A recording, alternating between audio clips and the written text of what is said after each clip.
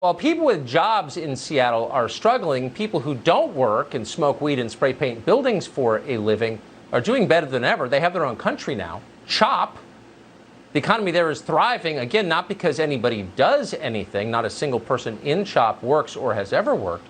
Instead, like so many fragile emerging nations, they are propped up by a steady diet of foreign aid from NGOs.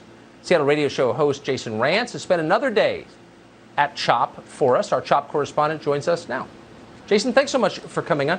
So we're getting reports from CHOP that the entire nation's economy and its critical infrastructure, its porta potties among them, is being supported by an NGO, an aid group.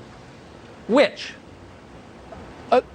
Essentially, yes. So they are a proud people at CHOP, and they don't really want to ask for help. And the good news is they don't have to ask for help, because the city of Seattle, under the leadership of Mayor Jenny Durkan, have decided to come in and provide a lot of the services there. You've got city workers who are coming in, who are cleaning up the park, cleaning up the space. They're doing the pickup after people have decided to litter at Cal Anderson Park. They're cleaning, of course, the porta potties that they have brought in.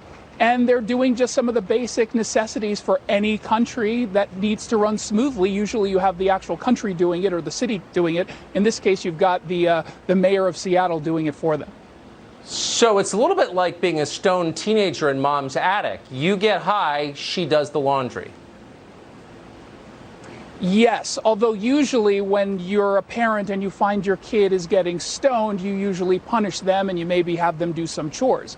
Here, you actually do the chores for them.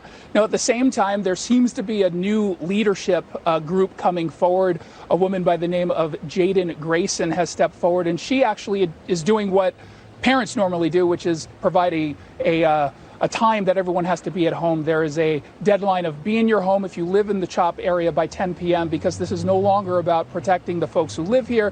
This is now purely about taking over the entire area. So yesterday when I came on, we had this conversation about the compromise that was made to allow for one-way streets. Well, about 2 hours after we got off the air, they decided, the folks at CHOP, to actually block the one-way streets. Now, one of them is back open as of today, but the other one remains closed.